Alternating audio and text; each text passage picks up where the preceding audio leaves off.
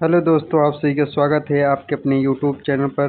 जैसा कि आप सबको पता है कि रेलवे के एग्ज़ाम्स बहुत सारे एक साथ होने वाले हैं, जैसे आरआरबी, जेई, एनटीपीसी और टेक्नीशियन और ग्रुप डी और एएलपी। तो इन सभी एग्ज़ाम में और कुछ के डेट्स भी आ गए हैं, जैसे कि एएलपी का डेट्स आ गया है, आरआरबी जेई का है, टेक्नीशियन का भी डेट्स आ गया और आरपीएफ का डेट्स आ गया। तो यहाँ पे जो जीएस का क्वेश्चन पूछता है तो वो लगभग काफ़ी 80% जो क्वेश्चन है वो प्रीवियस ईयर क्वेश्चन पूछता है। इसीलिए मैं क्या किया हूँ कि एसपीडी की जो प्रीवियस ईयर क्वेश्चन बैंक आती है उसको मैं कम्प्लीटली कवर कर रहा हूँ। और आज का ये जो वीडियो नंबर है, ये वीडियो नंबर है कौन सा, 13 नंबर वीडियो है। इसके पहले हमने 12 वीडियो इसी यूट्यूब चैनल पर अपलोड कर दिया है साइंस का। टोटल इसमें हम सिर्फ और सिर्फ साइंस का क्वेश्चन करेंगे और अभी तक हमने 12 वीडियो अपलोड कर दिया है और ये 13वां वीडियो है। अगर आपने नहीं देखा तो आप इसी यूट्यूब चैनल पर जाएंगे, उसकी प्लेलिस्ट बनी हुई है, आप वहां से चेक कर सकते हैं। चलिए आज के वीडियो को शुरू करते हैं।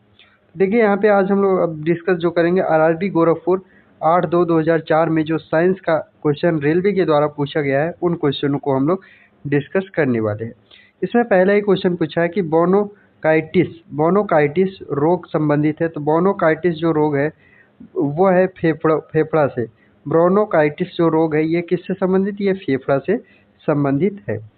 नेक्स्ट क्वेश्चन है हमारा, शरीर में रक्त का औसत आयतन कितना होता है। तो लगभग शरीर में कितना रक्त होता है, तो 5 से 6 लीटर के लगभग स्वस्थ मनुष्य के शरीर में रक्त होता है। नेक्स्ट क्वेश्चन है हमारा, अगला क्वेश्चन हमारा दिया है कि डीएनए है। डीएनए क्या है, डीएनए एक न्यूक्लिक अम्ल का एक वर्ग है। डीएनए क्या है, एक न्यूक्लिक अम्ल का एक वर्ग है।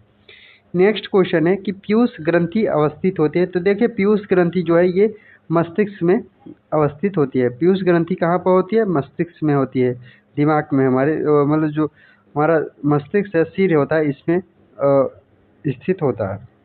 अगला अब हम लोग जो बात करने वाले हैं वो बात करेंगे क्या, अगला बात करेंगे कि आरआरबी चंडीगढ़ 15/2/2004 में जो रेलवे के द्वारा साइंस का क्वेश्चन पूछा गया है, इन क्वेश्चनों को अब हम लोग डिस्कस करने वाले हैं।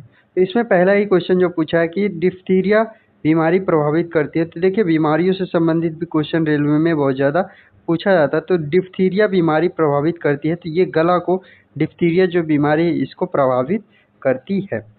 नेक्स्ट क्वेश्चन है तो टेलीविज़न के आविष्कारक कौन है। तो टेलीविज़न का आविष्कार या खोजकर्ता J.L.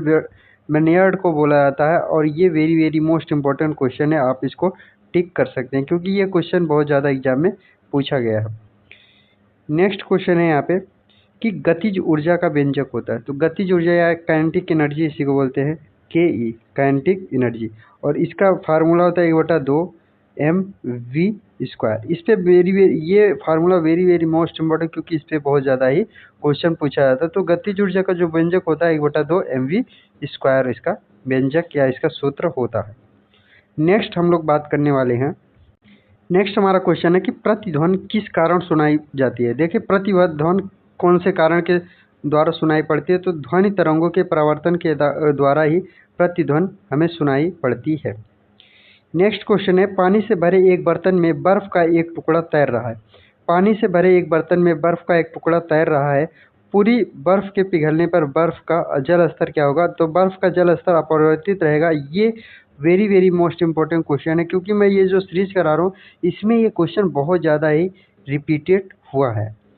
नेक्स्ट क्वेश्चन है, अगला क्वेश्चन दिया है कि दो समांतर दर्पणों के बीच धातु के एक गोले को रखा जाता है, इससे बनने प्रतिबिंब की संख्या कितनी, असंख्यक, मतलब पता नहीं कितने। अगर दो समांतर दर्पण हैं उनके बीच अगर कोई वस्तु रखा है तो वो असंख्यक प्रतिबिंब उसमें देखने को मिलेगा, अनंत प्रतिबिंब देखने को मिल सकता है। नेक्स्ट क्वेश्चन है हमारा, सरल यांत्रिकी लाभ वाले लीवर में होता है। सरल यांत्रिकी लाभ वाले लीवर में होता है, प्रयास या फलक्रम के बीच भार होता है। प्रयास या फलक्रम के बीच में जो भार होता है। नेक्स्ट हमारा क्वेश्चन है, अगला क्वेश्चन दिया है कि एक पिन समतल दर्पण में प्रतिबिंब बनाती है। यदि वह दर्पण पिन की तरफ 10 सेमी खिसक जाए तो उसका प्रतिबिंब कितना दूर खिसकेगा। तो 10 सेमी ही उसका प्रतिबिंब भी उसका खिसक जाएगा दर्पण से। नेक्स्ट क्वेश्चन है, अगला क्वेश्चन दिया है कि जब लिफ्ट ऊपर की ओर जाती है तो आदमी का भार वास्तविक भार से कम होता है, क्यों। जब लिफ्ट ऊपर की ओर जाती है तो आदमी का भार वास्तविक भार से कम होता है। क्यों? क्योंकि उसकी चाल ऊपर की ओर समरूप होती है, इसीलिए उसका वास्तविक भार क्या हो जाएगा? कम हो जाता है। नेक्स्ट क्वेश्चन है, कौन सा रंग तरंग दैर्ध्य सबसे अधिक होता है? तो कौन सा रंग तरंग दैर्ध्य सबसे अधिक होता है? तो लाल रंग का जो तरंग दैर्ध्य है सबसे अधिक होता है। और सबसे कम तरंग दैर्ध्य पूछ लेगा तो बैगनी रंग का जो तरंग दैर्ध्य है ये सबसे कम इसका होता है। नेक्स्ट अब हम लोग जो बात करने वाले हैं वो बात करेंगे कि आरआरबी रांची 11/4/2004 में जो क्वेश्चन पूछा गया है रेलवे के द्वारा साइंस का, उन क्वेश्चनों को हम लोग डिस्कस करने वाले हैं। पहला इसमें जो क्वेश्चन पूछा है कि वायुमंडलीय परतों जो बेहतर संचार होता है, तो मतलब जहाँ पर बेहतर संचार होता है वायुमंडल, उस परत को क्या बोलते हैं? उसे बोलते हैं आयनोस्फीयर बोलते हैं। क्या बोलते हैं? आयनोस्फीयर इसी को बोला जाता है। नेक्स्ट क्वेश्चन है, कीड़ों के बारे में अध्ययन को क्या कहते हैं? कीड़े के बारे में अध्ययन को क्या कहा जाता है? तो इसको बोलते हैं एंटोमोलॉजी। कीड़े के अध्ययन को क्या बोलते हैं? एंटोमोलॉजी बोला जाता है। नेक्स्ट हमारा क्वेश्चन है, अगला क्वेश्चन दिया है कि ठोस की शुद्धता निर्धारित की जाती है। तो देखिए ठोस की जो शुद्धता है निर्धारित की जाती है उसके गलनांक बिंदु द्वारा अशुद्धि रहने पर गलनांक कम हो जाता है। उसके गलनांक बिंदु द्वारा अशुद्धि रहने पर गलनांक कम हो जाता है। ये ठोस की शुद्धता निर्धारण की जाती है। नेक्स्ट क्वेश्चन है, खून को बहने से रोकने में कौन सा विटामिन भाग लेता है? तो देखिए खून को बहने से रोकने में विटामिन के जो है ये विटामिन के भाग इसमें लेता है। नेक्स्ट हमारा जो क्वेश्चन है वो हम बात करने वाले हैं, आरआरबी रांची 9/5/2004 में जो रेलवे के द्वारा साइंस का क्वेश्चन पूछा गया है, इन क्वेश्चनों को हम लोग बात करने वाले हैं।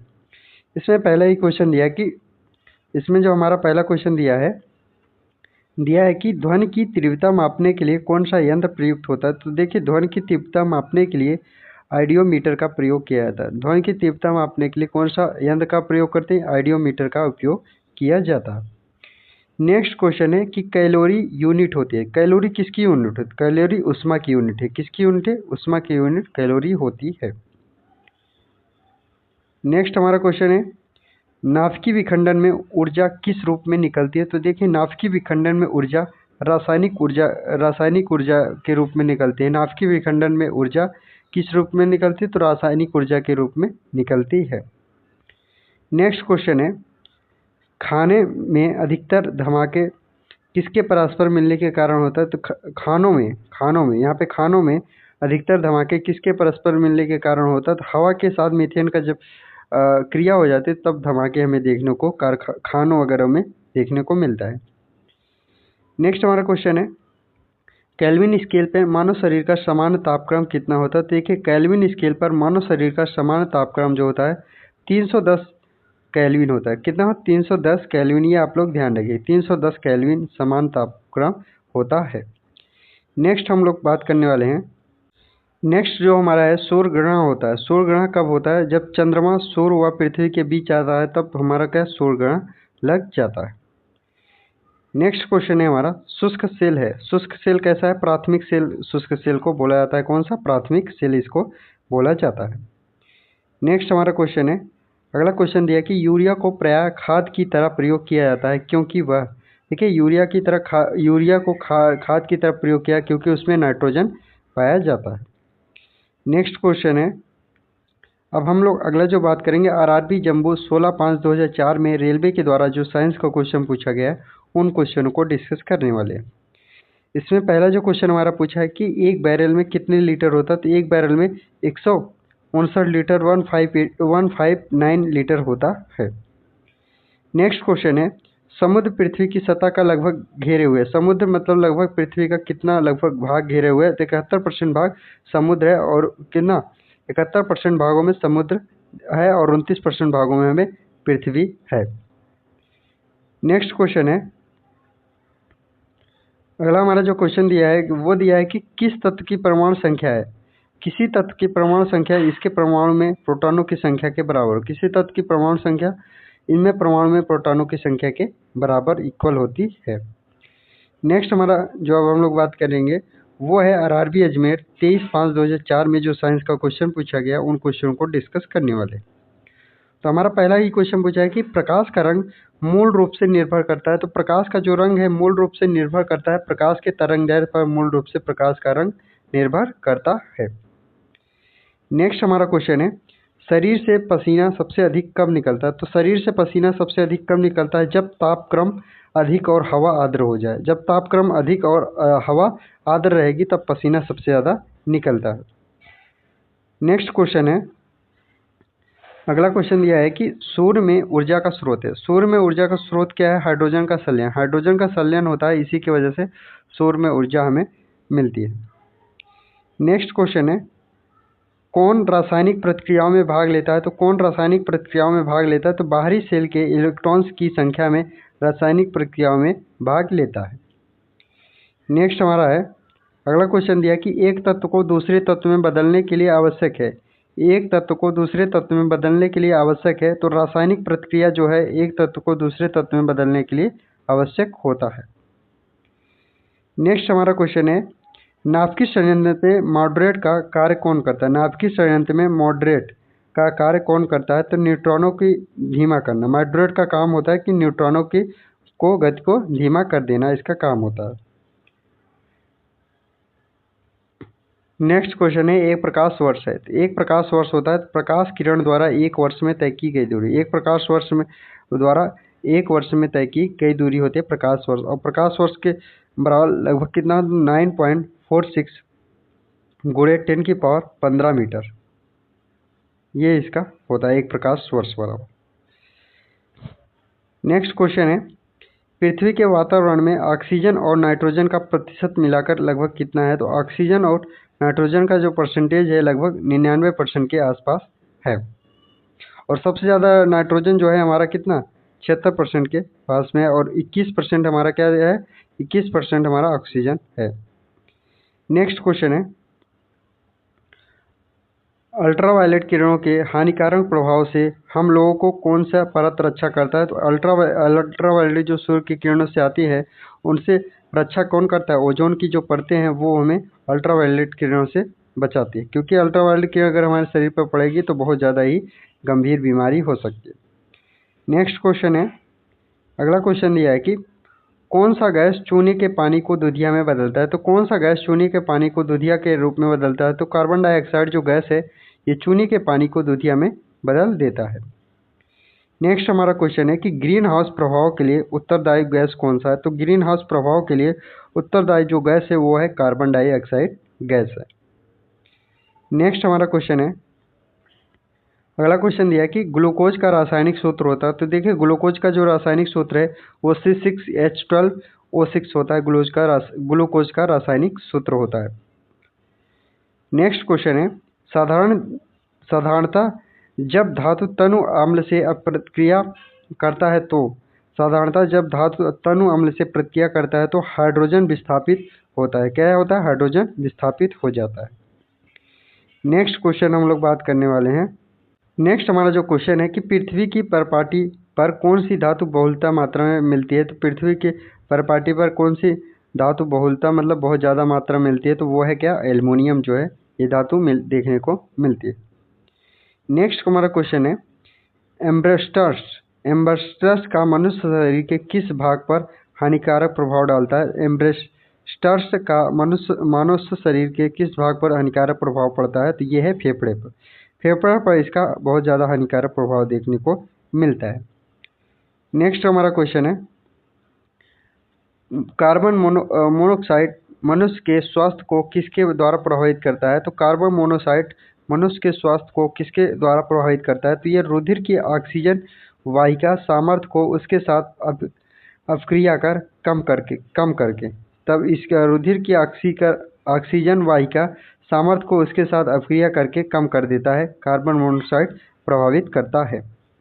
नेक्स्ट क्वेश्चन है, अगला क्वेश्चन दिया है कि कार्य करने में मानव शरीर द्वारा प्रयुक्त ऊर्जा होती है। तो देखिए कार्य करने में मानव शरीर द्वारा प्रयुक्त जो ऊर्जा है वो कैसी है? स्थितिज ऊर्जा उसे बोलते हैं। नेक्स्ट हमारा क्वेश्चन है कि एक सरल लोलक धीमा हो जाता है और अंत में रुक जाता है, इसकी ऊर्जा कहाँ चली जाती है? एक सरल लोलक धीमा हो जाता है और अंत में रुक जाता है, इसकी ऊर्जा कहाँ चली जाती है? तो इसकी ऊर्जा स्थितिज ऊर्जा में बदल जाती है। नेक्स्ट हम लोग जो बात करने वाले हैं वो हमारा दिया है कि RRB सिकंदराबाद 20/6/2004 में जो रेलवे के द्वारा साइंस का क्वेश्चन पूछा गया है उन क्वेश्चन को डिस्कस करने वाले हैं। इसमें पहला ही क्वेश्चन पूछा है कि सबसे बड़ी हड्डी कौन सी है, तो सबसे बड़ी हड्डी फीमर है, और सबसे छोटी पूछेगा तो वो है स्टेपिस। क्या है सबसे छोटी हड्डी कौन सी? स्टेपिस। और ये कहाँ पर पाई जाती है? कान में सबसे छोटी हड्डी स्टेपिस पाई जाती है। और फीमर जो हड्डी कहाँ पर होती है? ये जांघों में, पैर का जो जांघ है वहाँ पर फीमर हड्डी देखने को मिलता है। नेक्स्ट क्वेश्चन है, हाइड्रोजन से भरा गुब्बारा ऊपर जाकर फट जाता है। हाइड्रोजन से भरा गुब्बारा ऊपर जाके फट जाता है क्योंकि वायु दाब ऊपर जाके घट जाता है, इसलिए हाइड्रोजन से भरा गुब्बारा ऊपर जाके फट जाता है। नेक्स्ट हमारा क्वेश्चन है, अगला क्वेश्चन दिया कि पानी के अंदर ध्वनि सुनने का यंत्र कहलाता है। तो पानी के अंदर ध्वनि सुनने को यंत्र कहलाता है, तो इसको बोलते हैं हाइड्रोफोन, इसको बोला जाता है। नेक्स्ट क्वेश्चन है, नाभिकीय विखंडन में ट्रिगर क्या है? नाभिकीय विखंडन में ट्रिगर होता है न्यूट्रॉन्स। न्यूट्रॉन जो है इसी को नाभिकीय विखंडन में ट्रिगर बोलते हैं। नेक्स्ट हमारा है, अगला क्वेश्चन दिया कि कौन सा जीव मिट्टी को उर्वरकता में बनाए रखता है। तो जो कौन सा जीव मिट्टी को उर्वरकता के रूप में बनाए रखता है, तो वो है क्या? केचुआ जो है ये मिट्टी की उर्वरकता को बनाए रखता है। नेक्स्ट क्वेश्चन है, कैंसर अस्थि मज्जा के कौन से भाग को प्रभावित करता है? तो देखिए कैंसर जो है अस्थि मज्जा को, ल्यूकोमेनिया जो ब्लड कैंसर है, ल्यूकोमेनिया जो ब्लड में पाया जाता है, इसी को प्रभावित करता है। नेक्स्ट हमारा है, अगला जो हमारा है वो है विषाणु के द्वारा होने वाली बीमारी है। तो विषाणु के द्वारा होने वाली बीमारी कौन से? पोलियो जो है ये विषाणु के द्वारा होने वाली बीमारी है। तो ये रही आज की हमारी वीडियो। अगर आप लोग को वीडियो हमारी पसंद आती है तो अपने यार दोस्तों को जरूर शेयर करिएगा, और आप लोग मन लगा के रेलवे की तैयारी में जुट जाए, क्योंकि रेलवे के सारे डेट्स आ चुके हैं, और जो भी बच्चे कुछ है उनके भी डेट्स आ जाएंगे। क्योंकि इस बार आप लोग को एक अपना दृढ़ निश्चय करना पड़ेगा कि इस बार सिलेक्शन लेना पड़ेगा, क्योंकि अगर आज जितना भी टाइम बीतता जाएगा उतना सिलेक्शन लेना आप लोगों को कठिन होता जाएगा। आप लोगों से मुलाकात होगी नेक्स्ट वीडियो में। जय हिंद।